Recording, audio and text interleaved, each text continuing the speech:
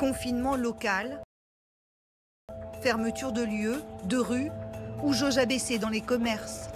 Autant d'outils que le gouvernement pourrait appliquer dans les jours qui viennent.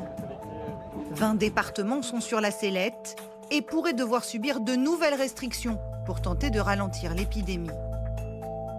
Face aux députés de La République En Marche, Jean Castex resserre les rangs. Les semaines qui arrivent vont être difficiles, alerte le Premier ministre.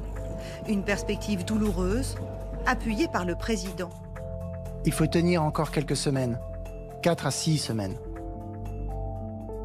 Les décisions seront prises ce mercredi en Conseil de défense, mais l'exécutif souhaite éviter un reconfinement systématique. Si on peut l'éviter, on le fait, indique un ministre. Chaque week-end de gagner est bon. Mais sur le terrain, le porte-parole du gouvernement veut éclaircir l'horizon. Il mise sur la vaccination pour endiguer l'épidémie d'ici le printemps. Pendant 4 à 6 semaines, on va devoir encore passer par des phases de gros temps, par des phases de remous, par des phases difficiles. Ce qui est certain, c'est que la vaccination, c'est un progrès majeur dans la lutte contre cette épidémie.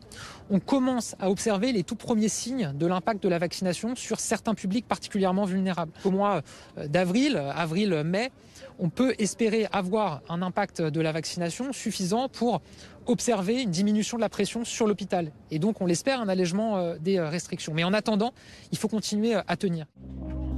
Dans les zones où le taux d'incidence est élevé, les hôpitaux constatent au quotidien la poussée de la maladie.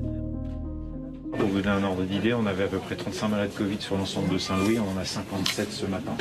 Donc ça vous donne une idée de la progression, que ce soit sur l'hospitalisation complète ou les soins critiques. En 24-48 heures. Une situation inquiétante. Certains tirent la sonnette d'alarme. On est en train de se noyer tout doucement là, donc les chiffres et la tendance et l'esprit actuel des entrées nous inquiètent beaucoup, hein, surtout qu'on a de plus en plus de patients de plus en plus sévères, on prend des malades de plus en plus sévères, on utilise de plus en plus de matériel de ventilation mécanique par rapport aux jours précédents. Pour ces médecins, inquiets, il est temps d'agir, de prendre des décisions politiques fortes pour casser la courbe.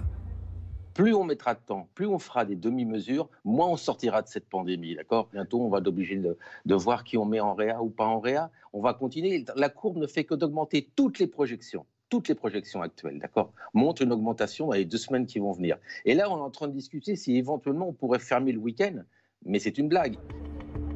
Mais alors que les beaux jours reviennent et que l'on s'approche de l'anniversaire du premier confinement, l'exécutif le sait.